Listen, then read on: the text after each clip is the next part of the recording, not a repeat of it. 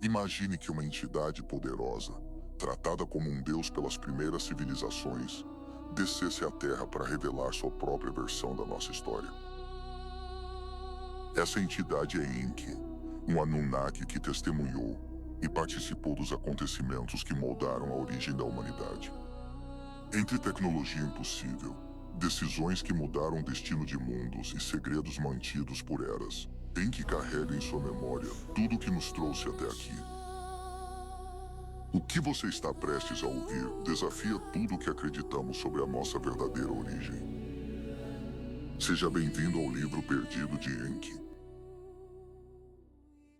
Bom, vamos lá.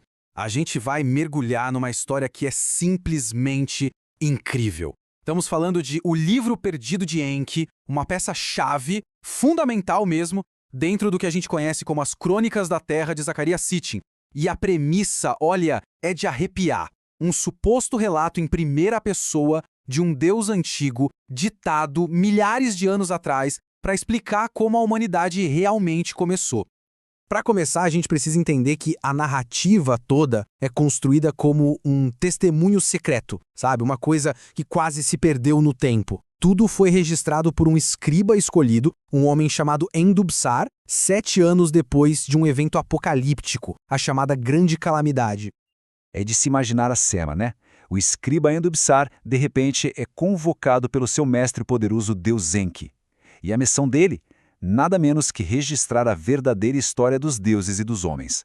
Basicamente, revelar segredos que poderiam virar de cabeça para baixo tudo o que se pensa sobre o nosso passado. Mas afinal, por que esses deuses teriam vindo para a Terra? A história não começa aqui. Ela começa muito tempo atrás, no planeta natal deles, que, segundo o livro, estava à beira do colapso. O planeta deles, Nibiru, estava literalmente morrendo. A atmosfera estava se desfazendo, o que ameaçava toda a vida por lá com temperaturas extremas. Eles precisavam de uma solução e precisavam para ontem. E é aqui que a coisa fica fascinante. O Conselho dos Anunnaki, esses seres de Nibiru, discutia 2 saídas bem drásticas para salvar o mundo deles. A primeira, pulverizar ouro bem fininho na atmosfera para criar um tipo de escudo protetor. A segunda era usar as temidas armas de terror para reativar vulcões adormecidos e consertar a atmosfera de dentro para fora. 2 opções bem extremas. Essa crise toda, claro, levou a um caos político. Tudo culmina num ato de puro desespero. Um rei que foi deposto, chamado Alalu, rouba uma nave espacial e foge para onde? Para a Terra.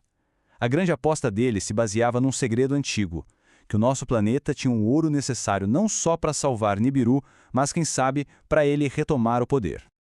E é assim que começa a missão na Terra, agora liderada por Enki, que era um cientista brilhante e filho do novo rei, Anu. O objetivo inicial deles era bem direto: extrair ouro das águas. Só que o trabalho de mineração era uma coisa brutal e parecia não ter fim. Depois de 40 chars, que é uma unidade de tempo de Nibiru que dá mais ou menos 144 mil anos terrestres, os mineradores Anunnaki simplesmente se revoltaram. Chega! Queimaram as ferramentas e gritaram basta! Com a missão toda por um fio, Enki aparece com uma ideia, assim, completamente revolucionária. Ele propõe usar a engenharia genética para, basicamente, aprimorar um hominídeo nativo que já existia aqui na Terra. E aqui a gente vê o processo. Eles criaram um ser híbrido, um ser capaz de entender ordens e fazer o trabalho pesado. Nascia ali o primeiro ser humano, que foi chamado de Adamu, que significa aquele da terra. Esse momento foi o ponto de virada, a criação de uma nova espécie para servir aos deuses. Só que tinha um problema fundamental no projeto. Esse primeiro humano, o Adamo, era um híbrido estéril. Ele não podia se reproduzir. Foi aí que Enki tomou uma decisão que mudou o jogo para sempre. E fez isso por conta própria. Secretamente, ele fez uma segunda manipulação genética e deu à humanidade a capacidade de procriar. Para o irmão e grande rival dele, o Enlil, isso não foi um presente. Foi uma traição, uma transgressão imperdoável. E essa rivalidade, essa briga entre o cientista Enki e o disciplinador Enlil acabou definindo o destino de todo mundo, tanto dos deuses quanto dos humanos, e levou a consequências, bem, catastróficas. Conforme a humanidade foi se multiplicando, Enlil foi ficando cada vez mais irritado com o que ele chamava de barulho dos humanos.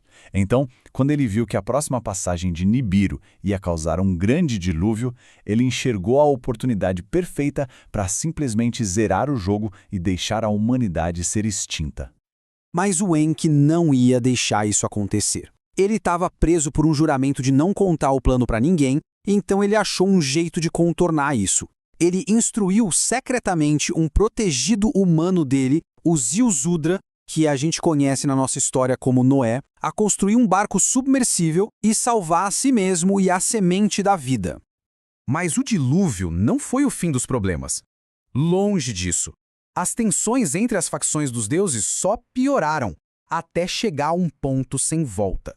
O apelo de Enki pela paz foi pequeno. A decisão autoritária de Enlil foi muito maior e tudo isso explodiu no impensável.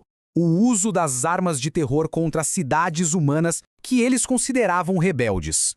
O resultado disso foi basicamente um holocausto nuclear. Um vento maligno radioativo varreu a Suméria, aniquilando tudo no caminho e deixando até as cidades dos próprios deuses completamente desoladas, como Enki lamenta nessas palavras. E é isso que nos traz de volta ao começo de tudo, ao motivo pelo qual Enki, olhando para toda aquela devastação, resolveu ditar a sua história. Ele precisava deixar uma coisa muito clara. O grande dilúvio foi um evento natural, era o destino. Mas a grande calamidade, a catástrofe nuclear, não. Aquilo foi resultado de uma escolha, uma decisão nascida da rivalidade e do ego dos próprios deuses. Para ele só dá para entender o futuro se a gente entender o passado. O objetivo final do Enki era deixar um testamento, uma autobiografia para explicar como tudo deu tão errado. E o ponto principal era, não foi o destino, foi uma escolha.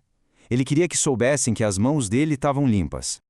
E no fim, o livro não dá uma resposta. Ele joga pra gente essa pergunta, que é poderosíssima. A ideia de que essa história antiga não é só um registro do passado, mas talvez um aviso, uma profecia para o nosso futuro. Se o futuro está escondido no passado, será que estamos destinados a cometer os mesmos erros?